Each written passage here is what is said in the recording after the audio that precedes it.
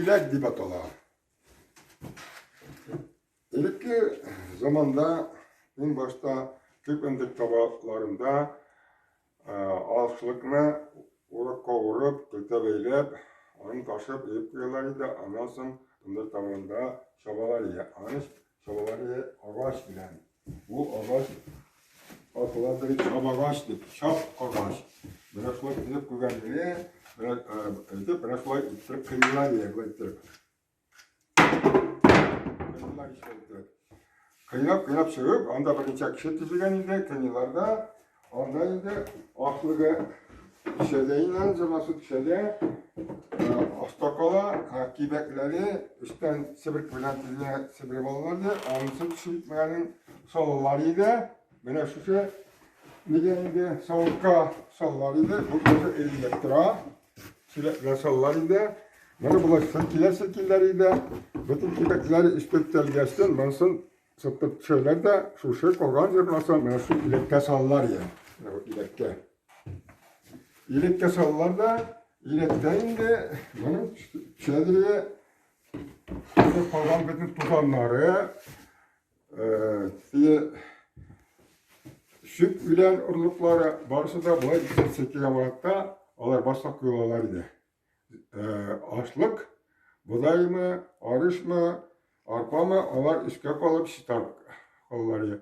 Kolganın anasını şunayında kudok farklı, şunu şeylerge oturup, kapşıklarga oturup, visağa kıtlarıya. Visağa koyundu, kirekli seminaga gider, tam bir ölüşü halka bir de, tam bir ölüşü indi hayvanlarga, ansı hayvanlarga indi, sütlerge indi, furajga gider. Şulay ettirip, aşlıkını cigavatta şimdi. Bu ne diyor ırgak? Ne bu? Bana şu şimdi basuda bitinde uğrak bilen. İknetli uğralar ya. Ula ittirarlar da oralarda anasını kültüre verirler ya. Şu şey kültürlerini şimele ittirip koyarlar basuda. Sonra atlar bilen, soğuştan atlar degazeyindi o. Başta ügüzler bilen. Bizim eşlerge turuk geldi, ügüzler bilen.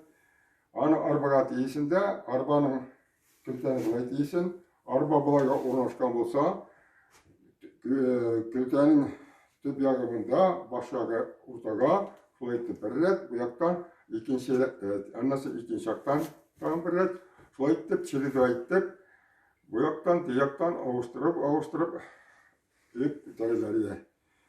Onun arabanın başında, arkan başı bir yak koyuyorlar şulay ettirip, anda indi bastık, basındık.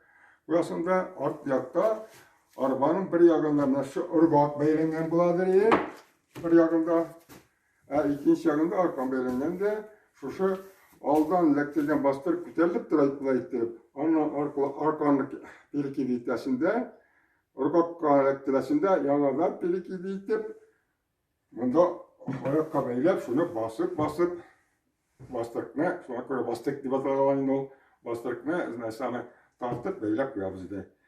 Bir özümüzden pişirtmese iki şmalayı bir gece şulay işleydirik de şulay ettirip yine basudan şunu ındır tabağına alıp tazele gitti. Bu ırgak şunun işini basadan. Bu püşümü gözüne aşağıdan ne bir nasip atla? Nasıl? Bu püşümü gözüne aşağıdan. Bu senek, bu uzun senek dibatalar, ağaç senek, iş yaptı. Uzun senek dibatalar. Bu neyse için, onlar iki türlü, birisi skaraga var onun bile. Birisi neyi var? En uzunu, niçin bu şulay kıskası bile indi, büyük bulmagan şu iskitlerle eğler. Büyük bulmagan.